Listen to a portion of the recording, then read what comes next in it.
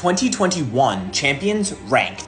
As usual, this video covers how these champions are in their current state, not their release date. Keep that in mind. If it's release, all of these champions would be completely terrible. In last place on this list, number 5 is Viego. I really disliked Viego's design for solo queue personally, because there's always somebody who's doing that, and Viego gets exponentially stronger after he gets a possession, right? So it's really annoying playing against even a moderately strong Viego, because all it takes is for him to kill your already feeding top laner, for him to get like twice as strong as he otherwise would be. It's just really not a fun mechanic to play against. I think he's pretty fun, and his design and like aesthetic is really cool, which is why he's not like, I don't think he's terribly designed, but he's just not very fun to play against in solo queue. 4 is Akshan for a similar reason. Once you discover Akshan's counterplay mid lane, he's really not that bad. You focus on pinging his roams, you push your waves, you're disciplined, you keep the wave on your side. He's not super terrible to deal with, but Akshan top can be really agonizingly painful to deal with, even if he is completely useless when behind.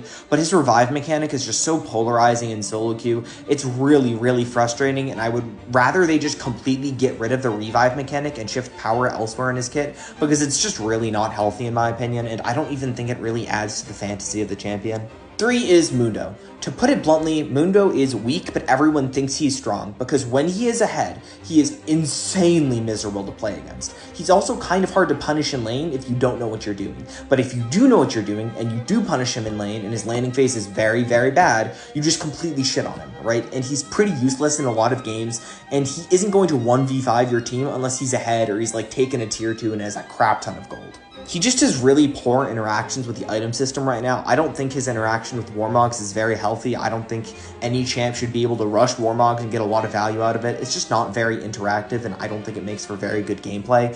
And while Heartsteel is like a feel-good item on him, I don't even think it's like that good. I think Heartsteel's a pretty bad item overall, and just because Mundo uses it better than other champs doesn't mean I even think it's like good on him. I think Titanic second might actually be better. 2 is Vex. I'm okay with Vex, but I just think she's too one-dimensional. I don't think any champion on this list is amazingly designed, to be frank, so 1 and 2 are like pretty close to 3 and 4. Vex is just fine. She's one-dimensional, her aesthetic's cool, but she's not very good in high-low because all she does is go in.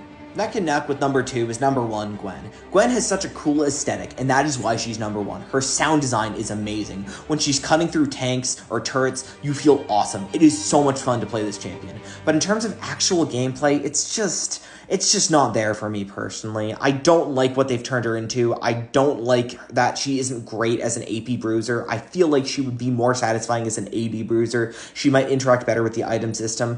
Gwen is just kind of a failure in my opinion. To be honest,